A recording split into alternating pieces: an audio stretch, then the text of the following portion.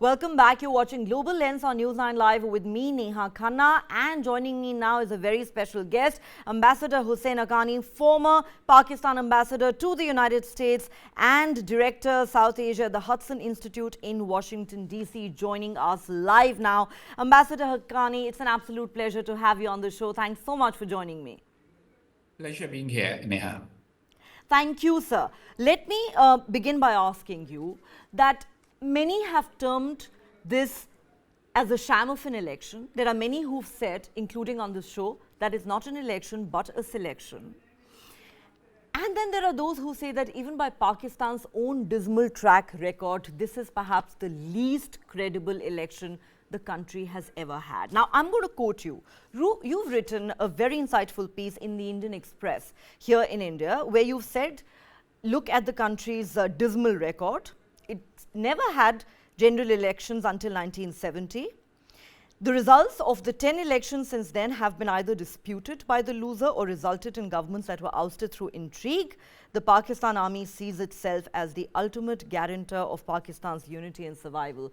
But isn't that where the heart of the problem lies? As I said earlier on my show, the puppet master remains the same. The puppets keep changing. It was Imran Khan last time. Very likely it's going to be Nawaz Sharif this time.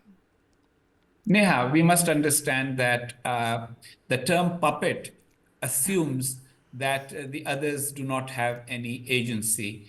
Just as there is a long track record of the military asserting itself, there is also a long track record of civilians and the military having a squabble after the civilians have been elected. So it's not as simple as somebody being a puppet. Yes, the military has preferred candidates, and that is how they have managed Pakistan's politics in more recent years. The era in which, when they got upset, they would take over. That kind of ended in 2008 after the end of General Musharraf's government. This is a better approach for them. Let the people vote. And by and large, people do vote for somebody. They do take somebody's side. It's, in all the elections, the objections have always been to the pre-election environment. The situation is created in which one party has an advantage and the other has a disadvantage. Yet there is some competitiveness, and people become part of that. And it gives some respite to the military from having to manage everything on a day-to-day basis. They do need civilian partners. And it's better to have civilian partners who have some support. Now, the reason why this election is being described in harsher terms than previous ones is because this is the first election with such a strong social media activism. The PTI built a media machinery with the military's help, primarily to what they saw as deal with fifth generation warfare. So they were building a whole machine, training people to essentially fight Ghazwa-e-Hind, perhaps. But now those young boys and girls have turned on the army, and they are sitting on their keyboards, typing away, and that is why this time it looks as if things are worse than before. But let's be honest, what's the difference? 2018, Nawaz Sharif and his daughter were in prison. 2024, Imran Khan is in prison. 2018, Pakistan Muslim League's candidates, many of them were in detention. Same applies to PTI now. Pakistan Muslim League was denied access to the media. This time the PTI is being denied access to the media. Access to cell phones was denied on election day, partly because it is a security measure, not to allow terrorists to communicate with each other while polling is taking place and, cause bomb blasts at polling stations, but also to impact communication between activists of the political party that is not particularly desirable. So the real strategy still remains one party undesirable, one party desirable. But in the end, these are human beings, not puppets. And therefore, as human beings, they do react to things. Nawaz Sharif had a falling out with the military after having its support in 1990. And then subsequently, in 2013, Imran Khan fell out. Let us see what happens this time around. All right. Well, in a sense, it is the same script that's playing out all over again. It's just that there seems to have been a role reversal amongst the central characters. The man who used to be the darling of the military, as you said, fell out and is now in jail. He's been locked up, and it looks like the key has been thrown away. His party was even robbed of the iconic symbol, the cricket bat. But let me ask you this. Firstly, do you believe there was a significant amount of sympathy for Imran Khan in this election, regardless of which way the election goes, regardless of what the army prefers? Also, we had former Indian High Commissioner to Islamabad, Ambassador Ajay Bisaria, on the show just a short while ago. He shared an interesting input with us. He said there are rumors doing the rounds that Imran Khan may have already been offered a deal, that you can perhaps get out of jail, but for that you'll have to either just pipe down, keep a low profile for a while, or as Nawaz Sharif did, maybe spend a few years abroad in exile. What do you think of that? Do you believe a scenario like that could in fact emerge in the days ahead? Ambassador Bisaria probably knows what he's talking about. I am not privy to any talks of a deal, but it wouldn't be surprising. Look, nobody wants to rot in prison. Imran Khan probably overestimated his support. He does have support. He has a lot of support, but there are always scales of support. There are people who will show up and vote for you. There are people who will fight for you. There are people who will go to prison for you. In this particular case, Imran Khan probably got caught up with his own revolutionary rhetoric. The day I am picked up, the country will burn. Well, some of his people tried to burn things. The military retaliated much strongly. He thought that he could actually create a division in the army. He couldn't. So he could at some point realize, okay, my attempt of, my plan of getting young people riled up, fighting the state, not just the political opponents, dividing the country, polarizing it. Maybe it's not working at this moment. Maybe I need not to sit in a prison. And so he could look for a deal. Pakistan has had deals in the past. People have gone abroad. He is an older man now. He can always, I mean, people always talk of him as if he's still, a 30-some-year-old cricket player. He's in his 70s. Yes. Health is always a good excuse for somebody in that age group. But remember one thing. All other Pakistani politicians were prepared to work within some parameter, some rules. They confronted the military, but they confronted the military within certain confines. Imran Khan has proven himself to be a total rule breaker. That is the reason for his popularity. I must concede that. That is also the reason why he has given certain surprises. But people like that are not easily trusted by entrenched establishments after what he has done. He could have, upon being voted out of the government, crossed the floor and sat as the leader of opposition. That's what happens in any parliamentary democracy. I think the army would have let him do that. He didn't. He decided to spin conspiracy theories. He has no evidence whatsoever that the United States was involved in overthrowing him. A diplomat telling another diplomat that I think so-and-so's government is about to end, and so our bet is better to wait and talk later, is not a conspiracy.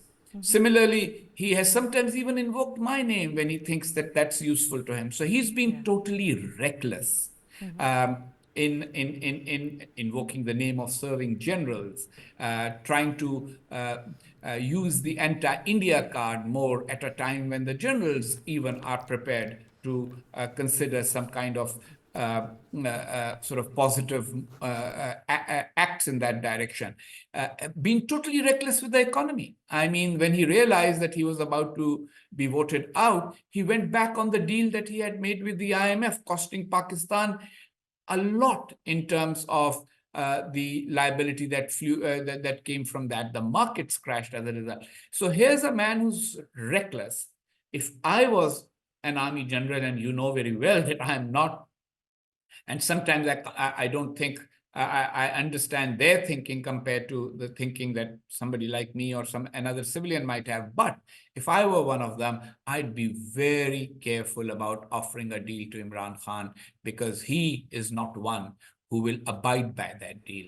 And so that might be a bigger problem for Imran Khan than being in prison and losing an election. His biggest problem is nobody outside of his support group, which is pretty large. These are people who love him. But other than that, really nobody trusts him. Nobody outside of Pakistan internationally. That's why there has been less hue and cry. Everything has been just what he says. I mean, his statements get reported. He writes an article, a newspaper will publish it. But very frankly, it's not like other Pakistani leaders who have had actual sympathy from outside, and he doesn't have that. And that's unfortunate. Now, I would have sympathy for him for the simple reason that I believe in civilian supremacy, I believe in constitutional rule, I believe in democracy. But then he doesn't make it easy for anybody other than his totally devout followers to show any sympathy or support for him, Well, because he abuses everybody. he abuses So everybody, yes. he's a populist in the Trump mold, and yes, he has a following, but people like that do run afoul of the law, and people who are negotiating with them don't always trust them. He is not trusted by anybody, and he did not make things easy even for himself. He adopted a very confrontationist approach towards everybody, India, the United States, and most definitely the army. And of course, the irony is that Imran Khan had no problem with the military as long as they supported him. You've pointed that out too in your article. Moreover, Yes. he has never behaved like a politician. Politicians basically like to negotiate and talk to others. He has positioned himself as the guy who doesn't compromise. Well, what politician doesn't compromise? So that means he's not a regular politician, and that appeals to some people. I understand it's the unbending guy, but the unbending guy Too much of an is outlier for his own good? Outlier, disruptor, etc., etc. But we have seen that outliers and disruptors, soon somebody decides to sort of, disrupt them, because they are disrupting too much. They are. He did prove to be a disruptive force in Neha, Pakistan. the business of nations, Neha, needs some stability. It can't be, you can't have the attitude of a fast bowler that, you come, you bowl a ball, you bowl out the guy, fine, you don't, you come and bowl again. You have to have a strategy, you have to have a plan. He didn't have a strategy for running the government. He doesn't have a strategy while he's in opposition. Okay, that's very well put. A very, very detailed, comprehensive analysis of where Imran Khan went wrong. Let me ask you two questions now, sir. Is it almost a given that Nawaz Sharif is the next Prime Minister of Pakistan? And if that is indeed the case, do you agree with those pundits who are saying that no single party is likely to have a majority? You could once again have Nawaz Sharif's party cobbling together a coalition. Once again, you could have PPP joining hands with them and Bilawal Bhutto finding a place in the cabinet. Could a government of that nature extract Pakistan from the mess that it is in, given the number of crises it is beset with? Please. There are two questions here. One is about the numbers and the government. Look, I think there will be a coalition government, not just because nobody will have a majority. We don't know. The votes are being counted. Who knows who might end up, what the numbers might be.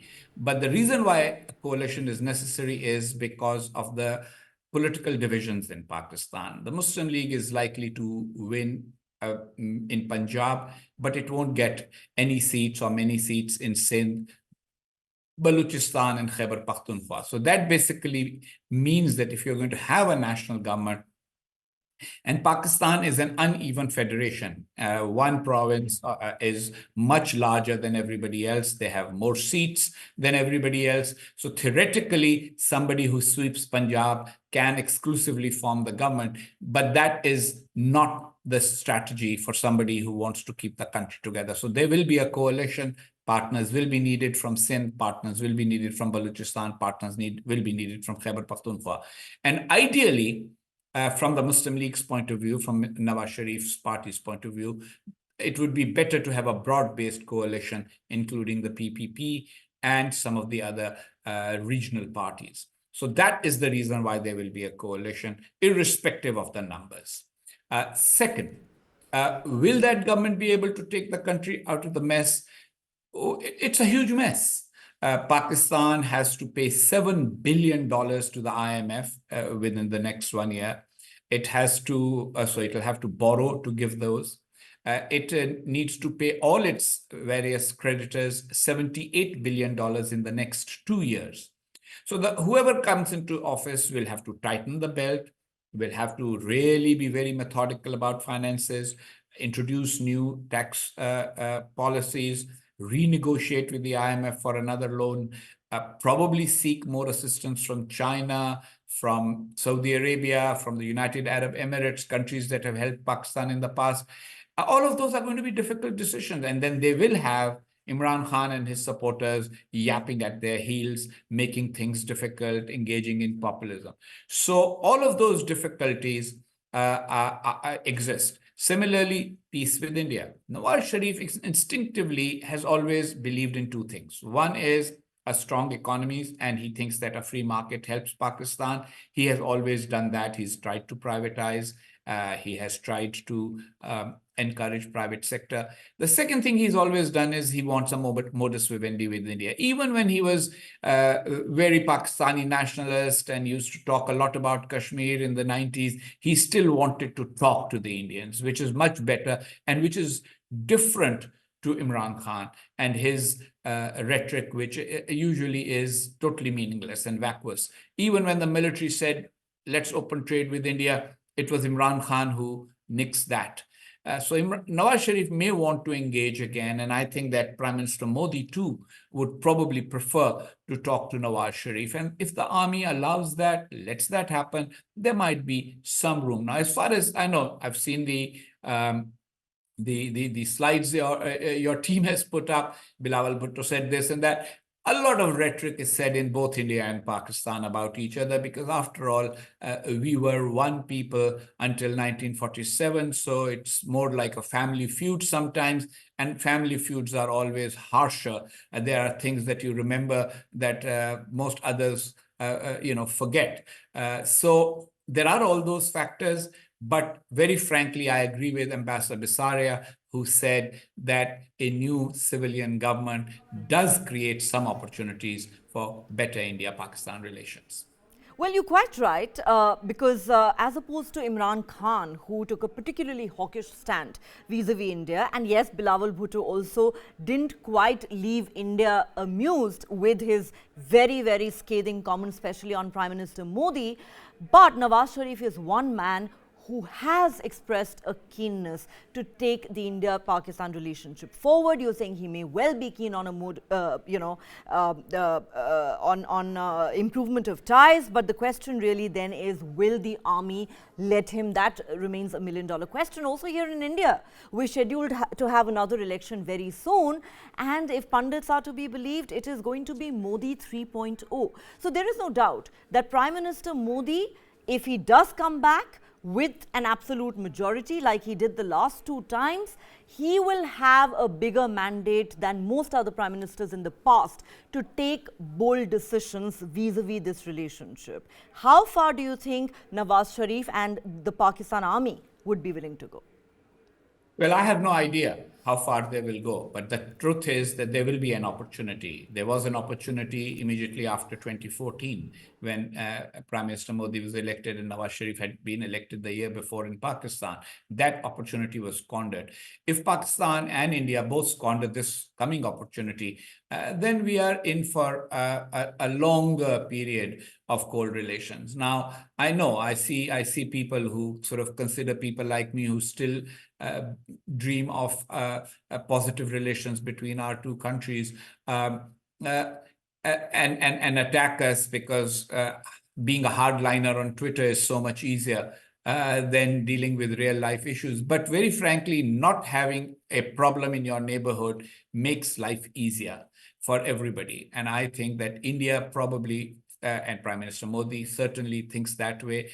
He understands that if he needs to be firm, he can be firm. But at the same time, if you remember, he settled things with Bangladesh. He's been very accommodating with Sri Lanka and Nepal.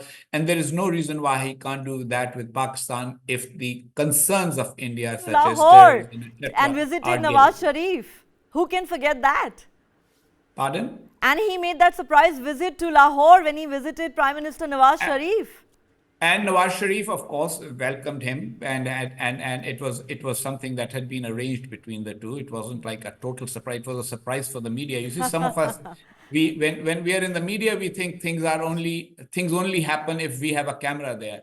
The truth is, there's a lot happens behind the scenes as well. So yes, Nawaz Sharif and Prime Minister Modi wanted to move things forward. It didn't happen then. Can it happen now? Let's keep our fingers crossed. Certainly keep our fingers crossed, because at the end of the day, we are neighbors and we need to do business together. And the relationship, I think, has been in deep freeze for far too long. Final question, sir, before we let you go. Again, in your piece in the Indian Express, you said instead of repeating old cycle of elect, dismiss, disqualify, arrest, the Pakistan army might be willing to put its weight behind elected civilian leadership this time around in what can best be described as Pakistan's Bangladesh formula. I'm guessing many will be skeptical, but if you could briefly explain to our viewers what this Bangladesh formula is and how you think it can work for Pakistan. So let me just say that skepticism is a healthy thing, and I'm a skeptic by nature as well. But what happened in Bangladesh? If you remember, their army at one point tried to take over, created a caretaker government. They arrested everybody. They tried to say that we are going to end corruption. It didn't work. So after that, they held an election in 2009. And in that election, Hasina Wajid and the Awami League won. The Bangladesh army decided at that point to let Mrs. Wajid run the government, and the prime minister and the military worked together primarily to stabilize the economy. And Bangladesh's greatest achievement since 2009 has been economic. Having accomplished that, of course, they have also been they have been criticized internationally for being harsh on the opposition, for putting many opponents on trial. Those of political opponents of the government who had played a role in the 1971 genocide were put on trial, etc. And all of that basically helped create a situation in which the opposition has been more or less decimated. However, India and even Western countries do not criticize Bangladesh's lack of sufficient attention to human rights and democracy, primarily because the country is functioning, the economy is moving along, and the people are prosperous.